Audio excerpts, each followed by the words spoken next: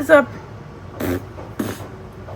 What is up, YouTube? You know how we coming, you know how we bumming, you know how we slumming in this channel. And if you're new to my channel, go ahead and hit that like button down below. Go ahead and hit that subscribe button down below. And don't forget to share this video with all of your friends, family, grandmas.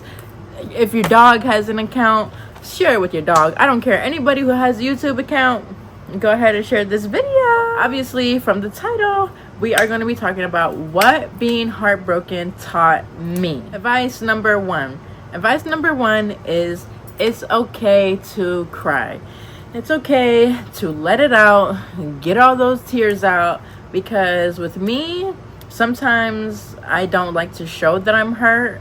I rather just like glow up and take pictures and pretend that I'm happy and like fill up my time, which in the long run can make you eventually happy. But instead of crying it out, I like to just pretend like I'm okay. That could be a good thing, but not at step one. At step one, you need to cry it out, let your nervous system like just cry it out, because then if you don't cry it out, you're repressing your emotions. If you repress your emotions, it will come up later. And that's the thing with me, like if I don't cry in that moment, I'm definitely gonna cry it out like in 3, 4, 5 days from now, like when I realize what happened, you know? I mean, I've always been a crier, but I've never been ashamed to cry in front of nobody, nothing, anything. I just can't control it, so I cry all the time. But at least now, like when I'm hurt, I'll cry about it, I'll take it in, and then I'll go on to the next step and actually trying to be happy and stuff like that. Because to me, I feel like if I don't get that cry out, then it's just gonna be like a lump in, you know, that lump in your throat or that lump in your chest, where you're just like trying to swallow your spit, but you can't because you feel like you're gonna cry.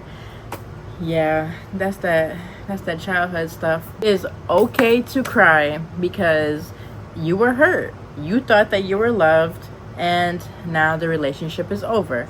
It's sad. It's sad. Anybody would be sad over a breakup, but you're not delusional, and the relationship wasn't totally all fake, and you guys didn't, there was some type of love for the relationship to go that long, you know? Advice number 2 of what being heartbroken taught me, which is you are not asking for too much.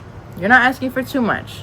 Someone who actually dedicatedly loves you wholeheartedly, unconditional love, they will compromise. Because if they want you in their life, then they're gonna compromise. Like, you know how when you're in a relationship, you guys do that silent treatment and it could go on for 2 or 3 days, but obviously there has to be a compromise because you guys love each other and you want to start talking again. So one person has to be the bigger person and be like, hey, I messed up, I'm sorry, and I miss you and I love you, and let's just get back, you know? Because that could be the number one reasons why most of these relationships fall apart, because they don't have communication, pride, ego, all of that stuff.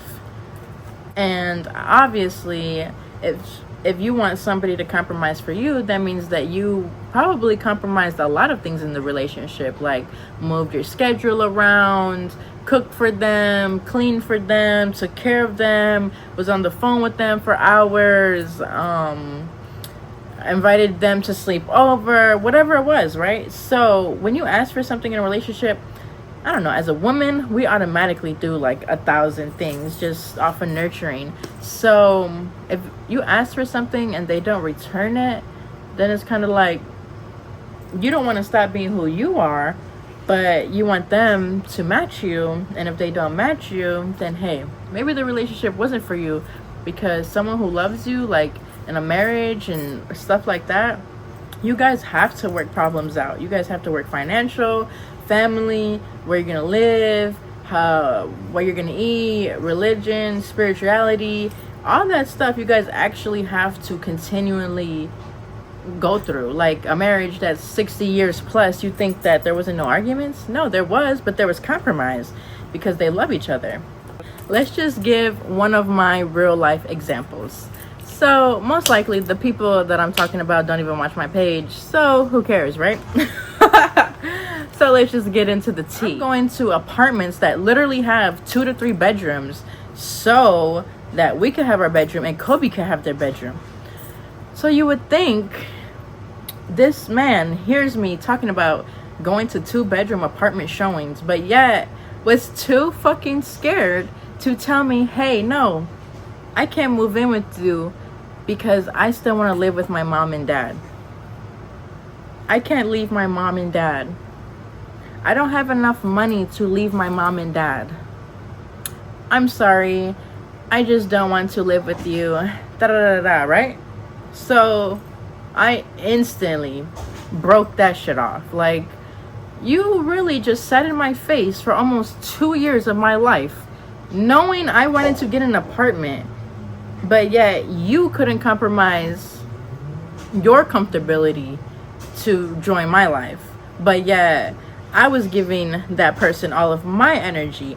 I was being the bad bitch on his arm. I was doing this and doing that, giving massages, giving food, going to food pantries, giving this man food and this and that, and helping out and being happy and being cheerful and giving your life better energy, right? But yet to think that this man couldn't compromise and just couldn't help me get a good apartment. Like, it's cool though. The relationship's over. But that's what I'm saying. You're not asking for too much. I wasn't asking for too much by asking my partner of 2 years to come and live with me. So, couldn't compromise. I had to go. Advice number 3. Advice number 3 would be to learn yourself. Learn yourself after the relationship. Okay, so I've been in a relationship since I've been 15 years old. Not like consistently, but yes, I had an 8-year relationship since 15 to plus 8, 23.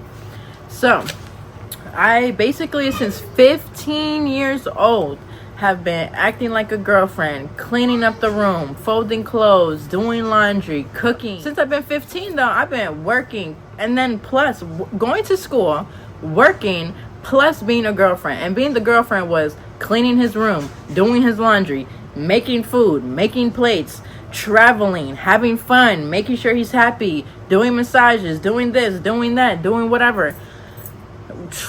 Like I said, I always had the cars, always had the jobs, always had the good credit. I was always doing stuff, right? So after keep on having somebody by my side 24/7 and me just, you know, in love with that person and that person in love with me and just always in each other's faces, it's like I never got to learn myself. I never got to journal. I never got to like learn confidence on my own. I never got to learn style. I never got to learn how to do my hair. I never got to learn how to like I cook, but like actually cook from cookbooks or have fun or do hobbies or paint or go outside or do this or do that, right? It's like all I was doing was just girlfriend work. So I would say, even though you're probably sad right now, I know, but after the heartbreak and after the relationship ends, honestly, just look at yourself and think about all the things that you didn't do. Think about all the things that you still want to do. Do your inner work, learn yourself, and be a better person, okay? Advice number 4. Advice number 4 is you can still love somebody, but no, they're not good for you, okay? Like, you can love someone from a distance. And I believe it's true because let's go back to the story with the partner who didn't want to live with me, right? Okay, that's okay. At first, I was so mad and angry and talking shit and just everything, right? But then I took a step back and I'm just like, I can't force everyone to be like me. I can't force everyone to have confidence. I can't force everybody to have goals. I can't force everybody to manifest a better life. I can't force everybody to talk to God. I can't force everybody to journal. I can't force everybody to go and write about gratitude. Go out in the nature. Go have a higher power in your brain. Like, just have faith. Have faith in God and the universe and the magic and everything. Just have faith, bro. But I took a step back because I realized Not everybody grew up like me. Not everybody went through the same struggles as me. Not everybody views life the same as me. And that's just that. So I couldn't force my goals on somebody else who's just not ready, you know? Like, that person is not a bad person just because they didn't want to live with me. Like, they're still a good person. They still have a decent heart. And they're smart.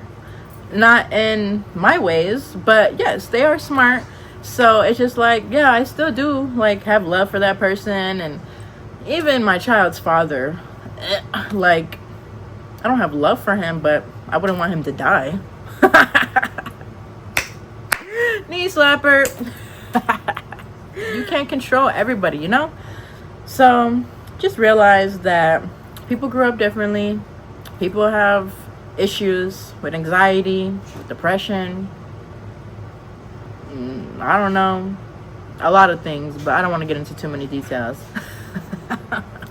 Knee slapper. So yes, the tip number 4 is you can love somebody from a distance.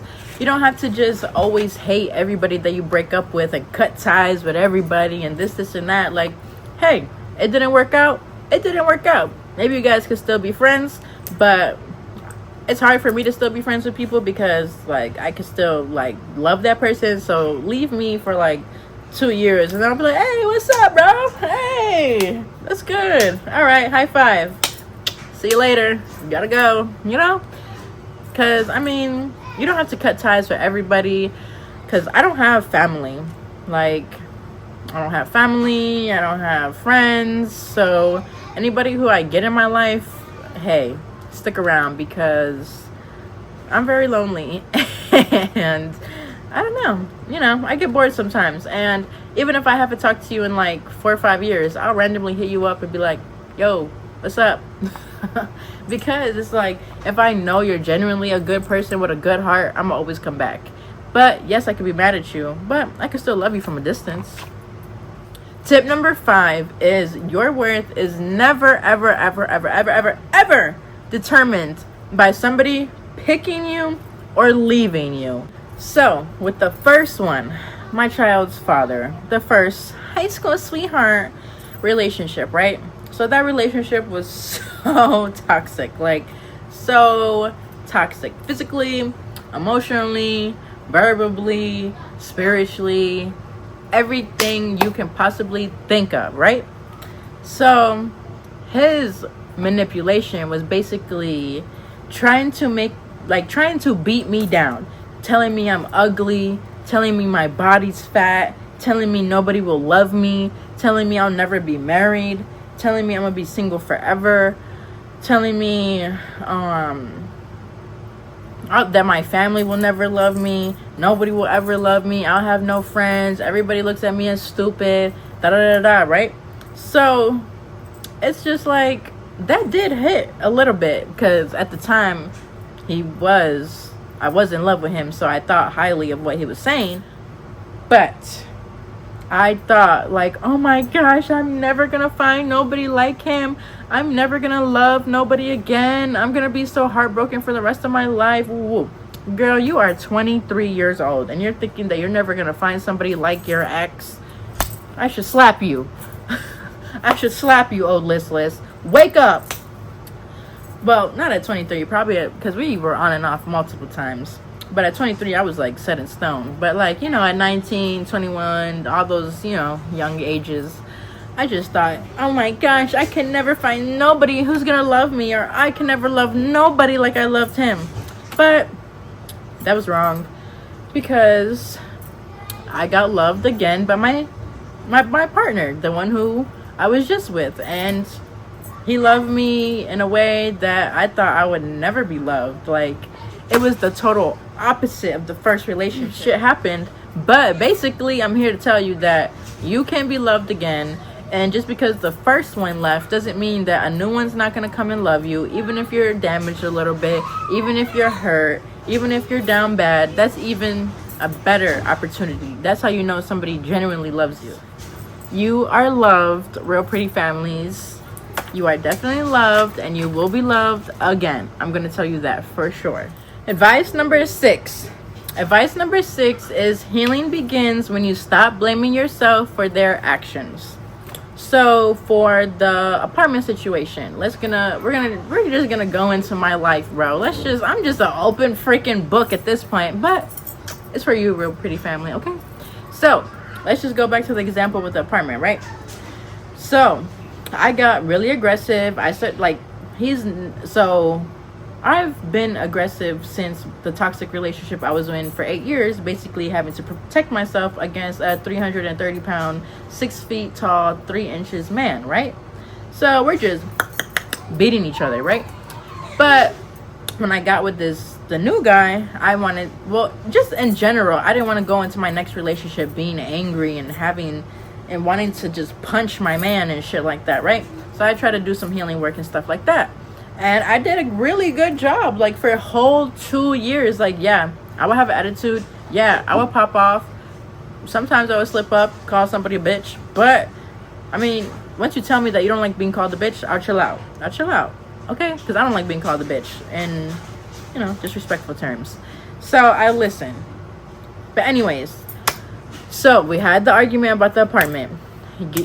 Felt like I was getting played with for this entire 2 years. Also played with for the last 2 weeks that I'm going to apartment showings, right? You're not communicating. You're not telling me what's going on. You're not helping me. So I got angry. I got in his face and I got physical. So then after that, the argument ended and the relationship ended. So I kept on blaming myself, and I'm just like, oh my gosh, if I just didn't get angry, if I just didn't yell, if I just didn't do that, he would still be here. Fuck that. No, don't think like that, bro. No. Stop blaming yourself for what happened in a relationship, because 99.9% of the time they have another reason why they want the relationship to break up. The relationship did not break up because I got aggressive. I've been you could see hints of aggression all over my face, all over my attitude, and all the time. Not all the time, but I'm not a sweet, and if I get mad, I get mad, So, and there was other instances. So I used to blame myself, like, for months. I'm telling you, for months, I used to blame myself, like, oh my gosh, if I just didn't argue, if I just didn't yell, if I just didn't touch him, woo. But no, that person still wouldn't have left his mom and dad's basement. That person still doesn't, believe I'm right. That person never wants to leave. Ever. So I finally got the truth out when I got aggressive. If not, I would have been getting played for 3 years, 4 years, 5 years, 6 years. I blamed myself for months, but then I realized, that person was never going to change. So I stopped blaming myself for who I am, because everybody makes mistakes, and I know who I am. I know I have childhood trauma. I know I have toxic emotional relationship trauma. I know that somebody who was beating on me for 8 years, yes, is going to cause trauma. So yes, I'm trying to do the best I can with no therapy, no family, barely any friends, nothing, right? No money, a single mother. I'm trying to still heal myself. So I thought to myself, I was really good. I was a really good girlfriend for 2 years, and you left me after one explosion? I was like, that person wasn't for me. Because if you're not there for me when I'm down bad, when I'm in my worst, angry, sick, depressed, crying, bawling out, anything like that, if you're not there for me, then it's just kind of yeah. Stop blaming yourself for the end of the relationship, because I'm telling you, you might think that you did all of the issues, and oh my gosh, I'm just so angry, or I was just so lazy, or I was depressed for 2 weeks and I didn't cook, so now he's breaking up with me, or whatever the case may be. Don't blame yourself, because if that person really left in a bad situation or stuff like that, then that person wasn't for you at all, and they were leaving for a totally different reason than because of you, your personality, your energy, or any of that. I feel like people leave a relationship for a million other reasons than what they actually tell you. Clock it. Advice number 7. Advice number 7 is every relationship was meant to teach you a lesson, and you have to learn from the relationship or else it'll just keep repeating.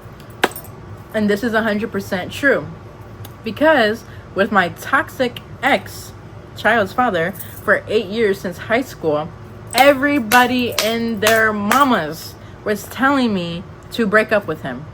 Everybody was telling me to break up with him. Best friend, my grandpa, which is my only family that I love, my best friend, my grandpa, my aunts, my everybody, right? Everybody told me to break up with him. And I just love to see the good in people. I love to see the good heart.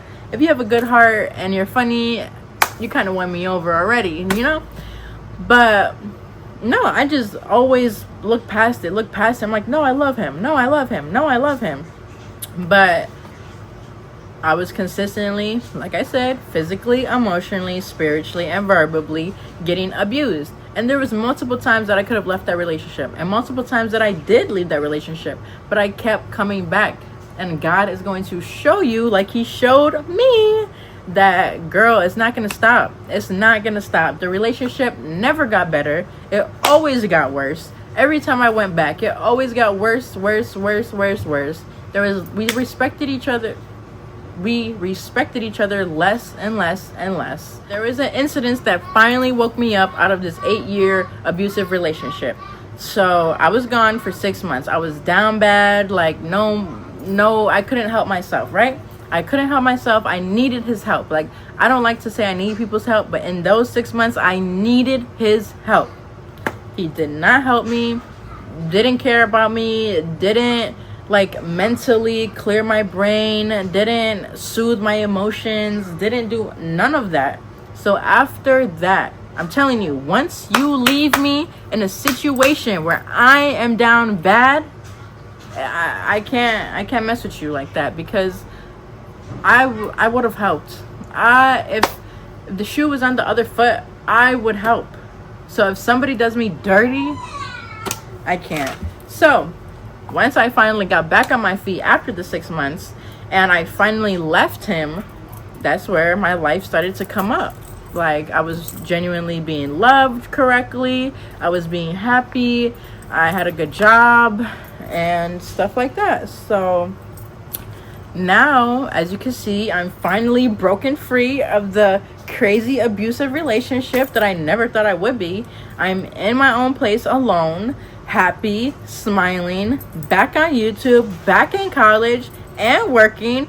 So I think I did a good job, okay? Clock it. But I'm just here to tell you that if I didn't break that cycle of being with that toxic person who I knew was bad for me, family, friends knew were bad for me, and God knew was bad for me, then he's just going to keep on putting you through trials and tribulations, bro. He's going to keep on putting you through some stuff. And you're going to feel like, why can't I catch a break? Well, figure out what God wants from you. Okay? Those are all of the tips, but I just wanted to read off some journal prompts that might help you get over your heartbrokenness, get over the relationship, and get back strong, okay? So let's read these journal prompts with me. Journal prompt 1 is, how did the rejection make you feel? Number 2, 3 reasons why your ex isn't good for you. That's a good one. I did that one. Woo! I did that one for sure. Because if you write a list of why they weren't good for you, then you could just keep reading that list and you'll never be heartbroken again, okay? And, okay, number 3. What are you afraid of letting go?